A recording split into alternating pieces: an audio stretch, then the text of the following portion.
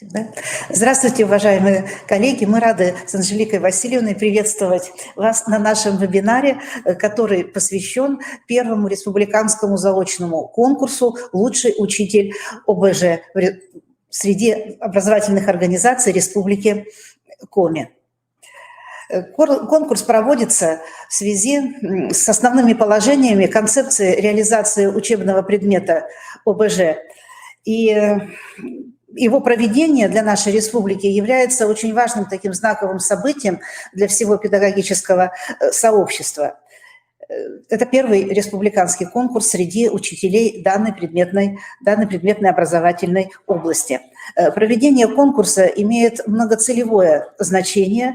Во-первых, конкурс призван повысить образовательный статус предмета в соответствии со степенью важности формируемых компетенций в области безопасности личности, общества и государства. Мы надеемся, что этот конкурс создаст условия для дальнейшего творческого роста учителей, преподавателей, организаторов ОБЖ, создаст определенный стимул для трансляции своего педагогического опыта, будет стимулировать педагогическую активность, публикационную активность педагогов, что немаловажно для работы над аттестационным портфолио. С основными положениями конкурса, с целями и задачами вас познакомит Волкова Анжелика Васильевна. Спасибо, Елена Дмитриевна. Добрый день, уважаемые коллеги. Но прежде чем перейти к нашему положению, хотелось бы посмотреть, из каких муниципалитетов сегодня у нас присутствуют здесь, возможно, учителя основ безопасности жизнедеятельности, а может быть, представители управления образованием. Убедительная просьба, напишите, пожалуйста, в чате, откуда вы. Так вот, мы знаем уже Ухта есть, Кирос, Инта, Карткирос, Сыктывкар, Бячево, Печора, Усинск, Воркута, Ухта, Усть-Вымский район, еще Воркута, Инта.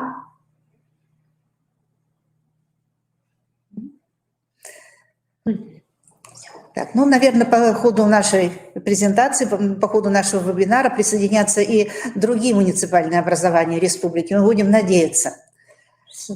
Спасибо.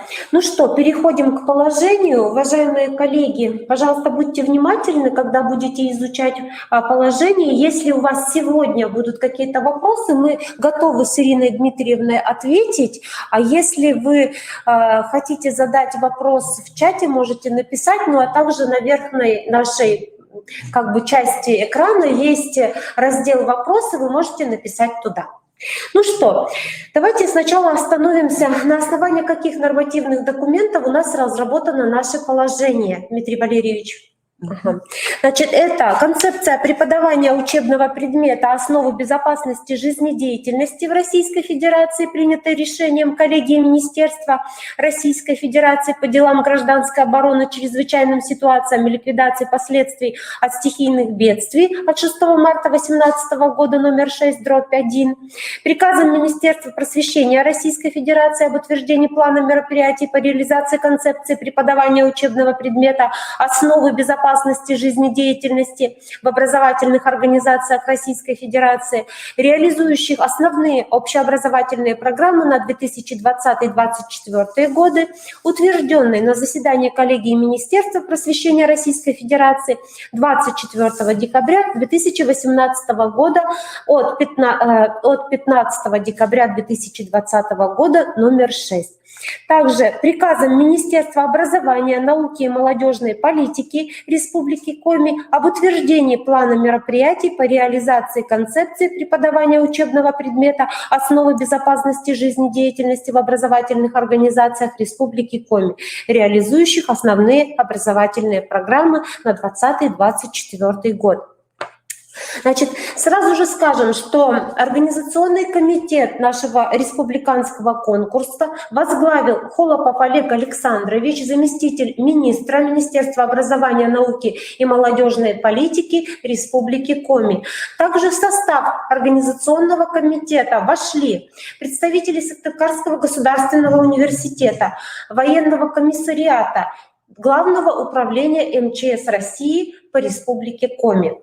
Жюри конкурса возглавляет Новикова Ирина Дмитриевна, кандидат педагогических наук, руководитель Республиканского методического объединения учителей основ безопасности деятельности.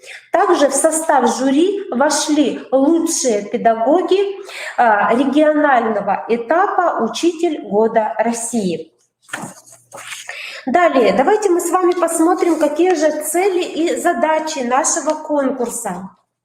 Цель конкурса – выявление, поддержка и поощрение талантливых преподавателей, организаторов, учителей ОБЖ Республики Коми, повышение их социального статуса и престижа педагогической профессии, распространение инновационного педагогического опыта. Задачи конкурса – выявление эффективных методов, средств и педагогических технологий обучения основам безопасности жизнедеятельности в общеобразовательных организациях, развитие творческой инициативы и повышение профессионального мастерства учителей ОБЖ, а также распространение лучших практик профессионального опыта учителей ОБЖ системы общего образования Республики Коми. Теперь давайте мы с вами посмотрим на то, кто же могут быть участниками нашего конкурса. Участниками нашего конкурса могут быть преподаватели-организаторы, учителя ОБЖ общеобразовательных организаций Республики Коми, в том числе государственных учреждений. Обратите внимание, значит, на слайде представлено, что нужно представить вам как участнику. Это представление, которое подписывает директор школы, также заявка, формы все как бы будут направлены в образовательные организации, ну и обязательно заявка. Внимательно будьте, пожалуйста, чтобы все были подписи, ну и самое главное, подпись директора школы. Обратите внимание, что все документы нужно будет отправлять именно Ирине Дмитриевне. Ага. Электронный адрес, также вот вы видите его на слайде. Всё, да? Так, хорошо. Вот ушел он. Так, хорошо. Извините, техническая неувязка. Так, значит, вот эти вот формы представления и заявления будут приложением к положению. То есть положение о конкурсе, и как раз первое приложение будет вот как раз представление, которое делает администрация образовательной организации, так? И вторая форма, она тоже будет в приложении к положению. Это конкретно заявка от преподавателя, от учителя ОБЖ. Обратите, пожалуйста, внимание, что нужно будет подписаться вот во всех 3 пунктах заявки на то, что вы согласны, то, что ваши материалы являются лично разработанными вами, то, что вы согласны на то, что в дальнейшем эти материалы будут расположены, лучшие материалы будут расположены в открытом доступе в разделе РМО. Так? И также то, что вы даете свое согласие о том, что персональные данные не будут обработаны с вашего согласия. Ну, здесь данные нужно будет вписать самые обыкновенные, которые находятся, так сказать, в свободном доступе. И форму представления и заявку вы переводите в PDF-формат, и вот эти документы единым файлом присылаете на мой электронный адрес, рабочий электронный адрес КРИРО. Следующий очень важный момент – это порядок и организация конкурса. Обратите, пожалуйста, внимание, сейчас мы остановимся более подробно на этом слайде. Конкурс проходит в конкретные сроки, это с 8 апреля, с 8 февраля по 2 апреля 2021 года. Первый этап проходит в 3 этапа. Первый этап – регистрационный этап. Второй этап – это этап экспертизы. И третий этап – это этап подведения итогов конкурса. Самый ответственный, конечно же, этап для вас и для организационного комитета – это первый этап организационный, который проходит с 8 февраля по 10 марта 2021 года. Значит, как он будет проходить? Обратите, пожалуйста, внимание на ссылку «Профессиональные конкурсы». Дмитрий Валерьевич, нажмите, пожалуйста, на ссылку «Конкурс». Так, значит, нажав на эту ссылку, эта ссылка будет также представлена и также в приложении, так, вы выходите на сайт, на подраздел сайта «Профессиональные конкурсы», и вот как раз здесь мы с вами читаем, что здесь будут размещены материалы республиканского конкурса. Будут уточнены сроки с 8 февраля по 2 апреля. Так, исправлено будет. Ну и затем здесь обращаем внимание данные о конкурсе. Здесь видите, да, здесь будет размещен приказ, подписанный министром образования, науки и молодежной политики Республики Коми. Далее будет размещен список жюри, который будет утвержден Министерством образования. Так, и далее у нас идет члены оргкомитета. Так. Ну вот эта страничка нашего конкурса, она будет постепенно пополняться. И, например, дополнятся такие разделы, как участники конкурса. Как раздел этот будет дополняться, я уже скажу несколько позже. Итак, регистрация. По ссылке здесь вы пройдете регистрацию.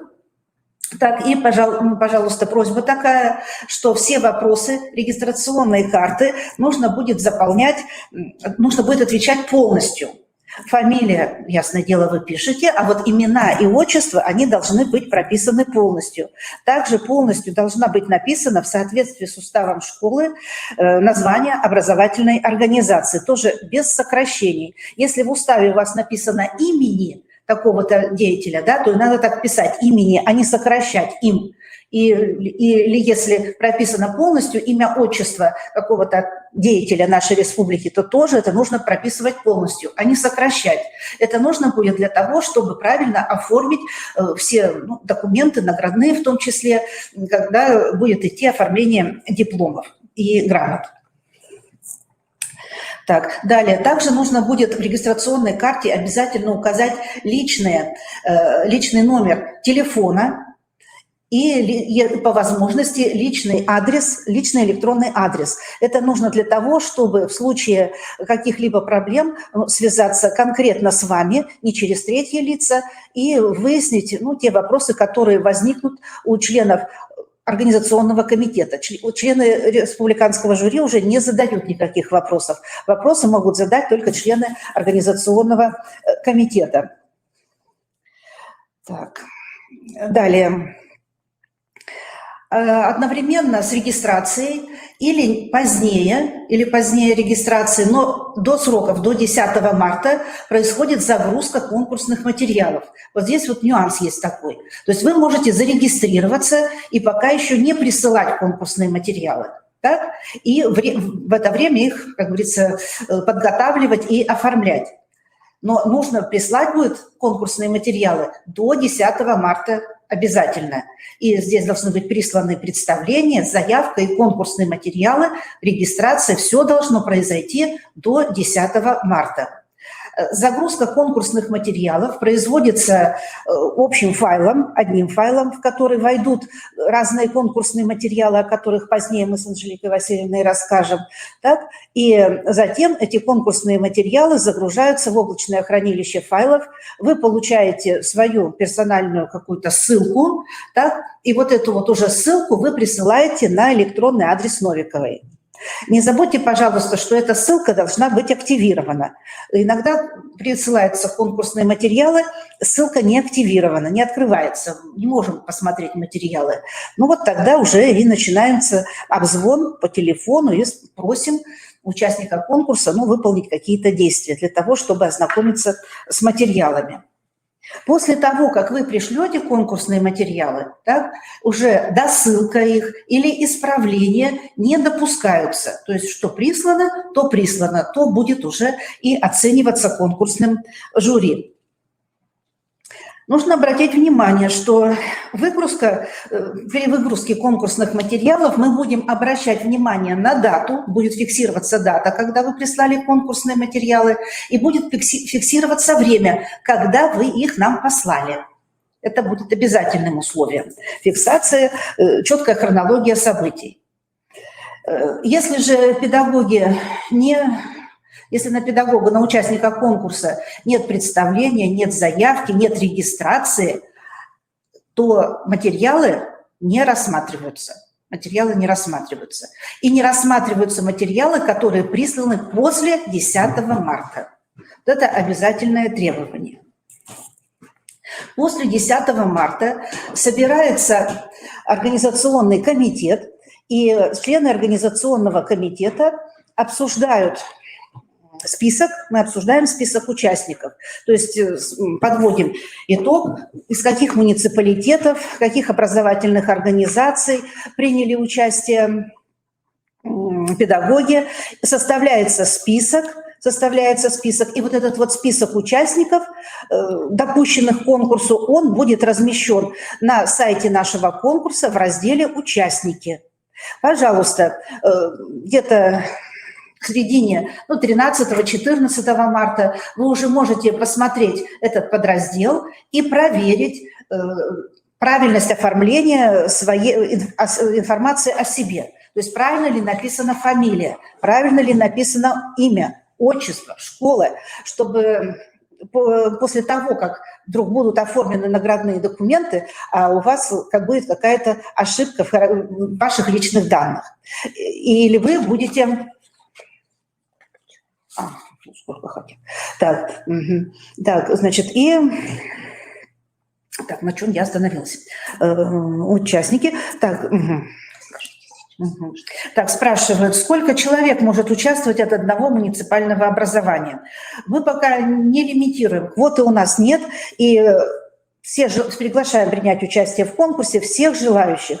Это наш первый конкурс, и поэтому он пока еще, я даже заранее могу сказать, он облегченный. Мы планировали большее количество конкурсных мероприятий, остановились на 3, и пока это заочный конкурс. Посмотрим, что получится. Так что хотите принимать 5 человек участие? Мы справимся, мы проверим ваши материалы, будем только рады. Так. Итак, значит, не забудьте, пожалуйста, где-то в числах 13-14 марта посмотрите загляните в наш раздел, ознакомьтесь со списком участников, которые допущены к конкурсу. Так. Если что-то будет непонятно, вы можете звонить по телефону или отправлять вопросы в письменной форме на мой электронный адрес. Все. Итак, регистрация закончилась, материалы вы сдали, и начинается такой очень важный момент – это экспертиза конкурсных материалов, которая проводится с 11 марта по 26 марта. Так, значит, экспертизу конкурсных материалов проводят очень уважаемые люди. Я в первую очередь хочу сказать, что это, и с уважением называю фамилии, это учителя, которые принимали участие в республиканском конкурсе «Лучший учитель года». Это Данченкова Наталья Константиновна, это Осипов Олег Александрович. Так, это также педагоги, преподаватели СГУ, кафедры безопасности, жизнедеятельности и физической культуры. Это представители военного комиссариата, министерства, ГИБДД представители, так, и МЧС, и Главного управления МЧС России по Республике Коми. То есть у нас паритет соблюден, есть педагоги, и есть люди, которые конкретно занимаются безопасностью жизнедеятельности на своих местах. Так, нужно сказать, что проведение экспертизы конкурсных материалов будет проводиться двумя экспертами. Так, ну и в случае, если будут какие-то возникать спорные вопросы или очень серьезное расхождение баллов, будет назначаться третья экспертиза конкурсных материалов. По итогам экспертизы затем будет составляться рейтинг участников, и с 29 марта по 2 апреля вот как раз будет работать конкурсное жюри для того, чтобы составить рейтинговые таблицы и определить победителя. Так. Ну, если что-то я осталось за кадром, то вы спросите. Так, следующий вопрос, очень серьезный, это содержание конкурсных материалов. Итак, мы оставили из всех наших задумок вот 3 конкурсных испытания. Это интернет-портфолио, методическая мастерская и, конечно же, урок. При разработке критериев и показателей оценивания данных конкурсных работ учитывались, конечно же, рекомендации, которые неоднократно уже использованы, опробированы на этапах, на республиканском этапе всероссийского конкурса «Лучший учитель». Ну, знакомство с участником мы начнем с интернет-портфолио. Интернет-портфолио – это как раз сейчас очень актуальная такая тема, и именно в концепции развития предмета ОБЖ указано на то, что необходимо развивать электронную образовательную предметную среду. Каждый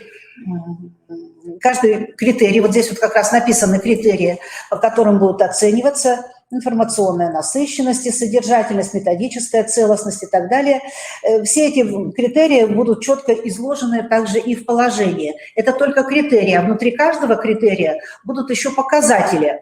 И оценивание будет происходить по 4 баллам. 4-бальная система, 0 баллов показатель не выявлен, 1 балл показатель выявлен на низком уровне, 2 балла показатель выявлен на среднем уровне, 3 балла показатель выявлен на высоком уровне. И вот за интернет-портфолио можно будет набрать максимум 60 баллов. Следующее конкурсное испытание – методическая мастерская, или мы больше привыкли называть это испытание мастер-класс. Так, именно здесь вы сможете показать свое умение в проведении какой-либо технологии или практического формирования какого-либо практического навыка, так, обучающихся. И при проведении методической мастерской вы самостоятельно выбираете тему, самостоятельно формируете фокус-группу и количество участников этой фокус-группы. Так, нужно еще сказать, что все мероприятие, вот эта методическая мастерская и урок, вы записываете на видео, да? Делаете видеозапись методической мастерской и урока. И конкурсное жюри будет знакомиться уже с этими конкурсными материалами в таком вот заочном формате. Конечно, нам бы хотелось посмотреть это все живьем, но это будет все впереди, наверное.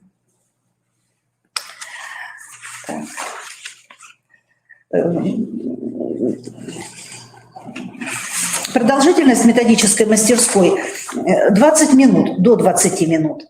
И затем вы будете предлагать также и самоанализ методической мастерской и урока до 5 минут, 5 минут.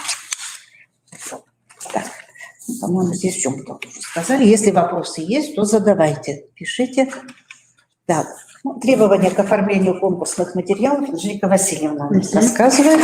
Уважаемые коллеги, тоже обращаю ваше внимание на то, как вы должны предоставлять свои конкурсные материалы. И конкретно уже остановимся также на каждом испытании. Ну, во-первых, конкурсные материалы загружаются в облачное хранилище одним общим файлом, как уже сказала Ирина Дмитриевна, с обязательным указанием фамилии, имени и отчества. Значит, Конкурсные материалы в общем файле папки должны быть систематизированы по подпапкам, соответствующим конкурсным заданиям. Вот здесь вы видите, первая подпапка – это интернет-презентация. Значит, так как это ваше интернет, значит, портфолио, вы направляете ссылку на него, чтобы эксперт, который будет проверять ваши материалы, по ссылочке прошел и посмотрел. Второе – это методическая мастерская. Здесь нужно обязательно приложить текст, либо это технологическая карта, обязательно, либо это конспект, обязательно видеосюжет, как уже сказала Ирина Дмитриевна, ну и самоанализ. То же самое по уроку. Мы отправляем конспект урока или технологическую карту, отправляем видеосюжет урока и самоанализа урока.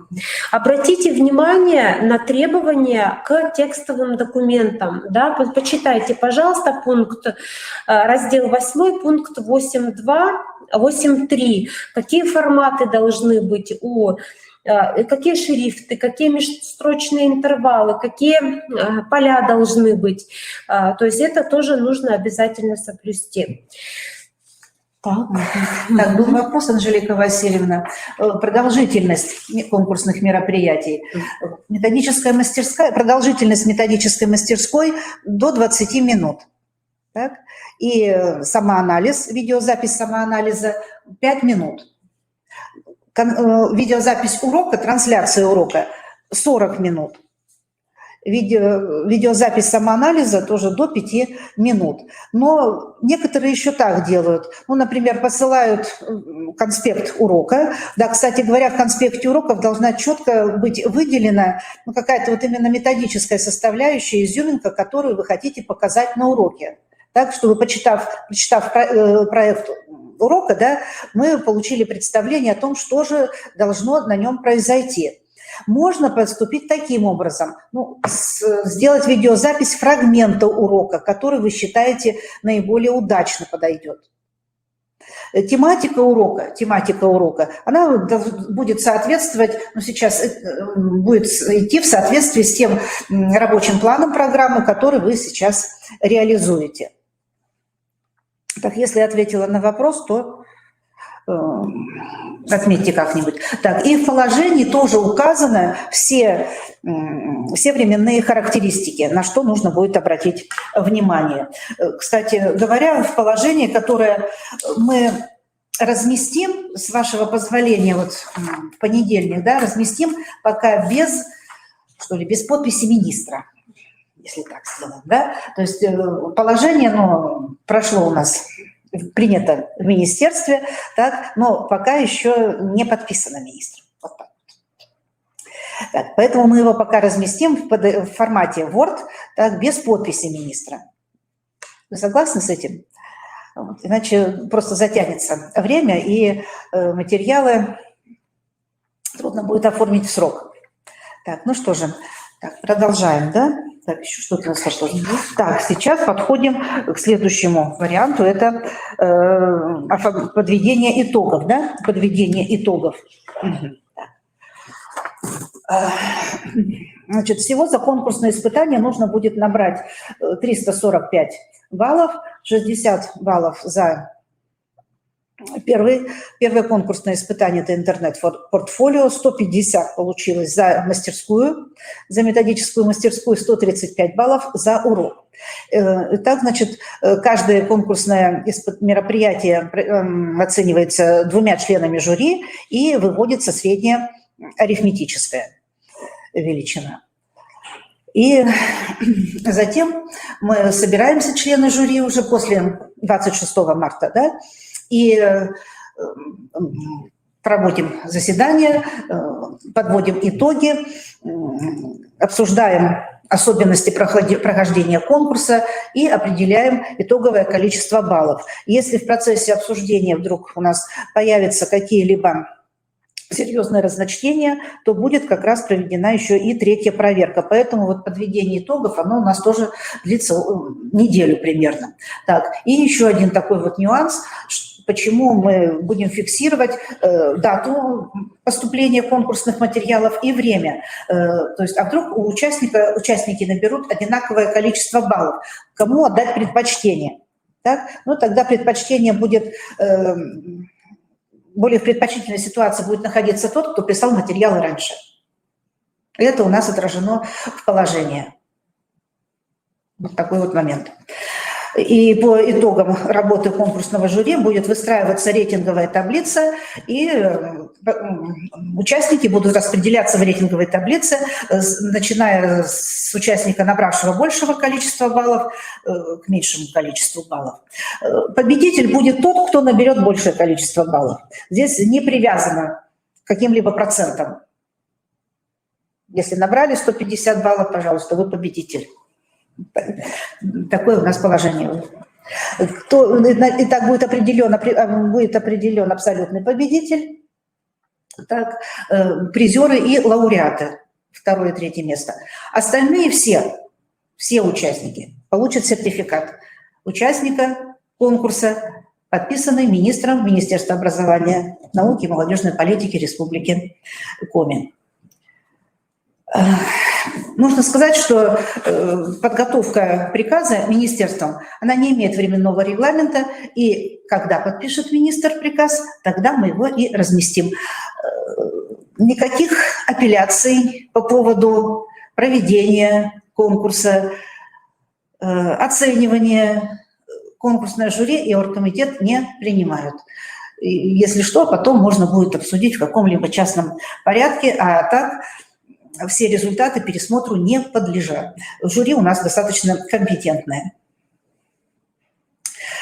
Мы уверены, что наш конкурс будет способствовать развитию кадрового потенциала предметной области, основы безопасности жизнедеятельности. И благодаря высокому качеству педагогического мастерству, принципиальности, вот таких вот наших уважаемых педагогов, как Наталья Константиновна Данченкова, Осипов Олег Александрович, Воеводин Александр Павлович, наш предмет, он приобретает уважение, да, пользуется любовью, интересом среди обучающихся педагогов, коллег и их родителей.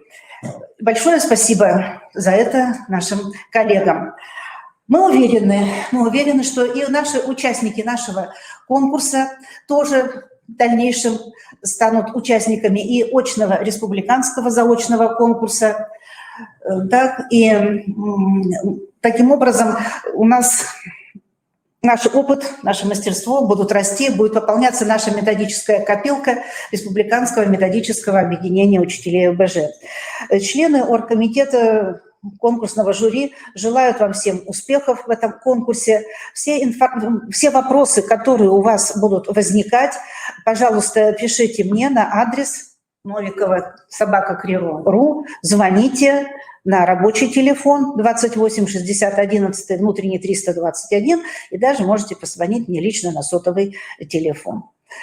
Вот и все, что мы хотели вам сказать с Анжеликой Васильевной. Пожалуйста, какие у вас есть вопросы?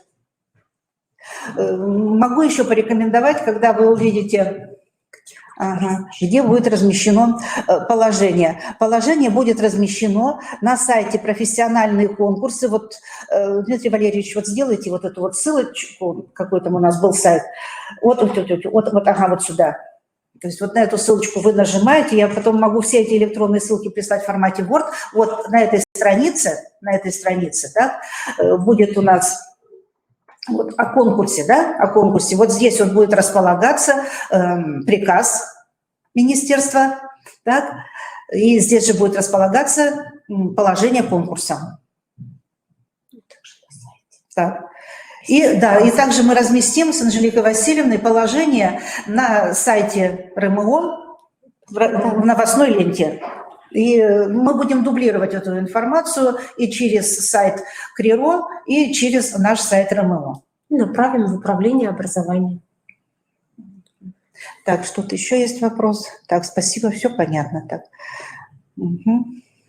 так, какие еще вопросы?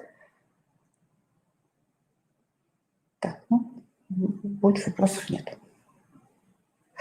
Так, ну сейчас, конечно, это все нужно осмыслить, да, пересмотреть еще раз презентацию и положение. Мы даже, наверное, сейчас с Анжеликой Васильевной и разместим и в нашем разделе РМО, и пока разместим без подписи министра в разделе конкурса.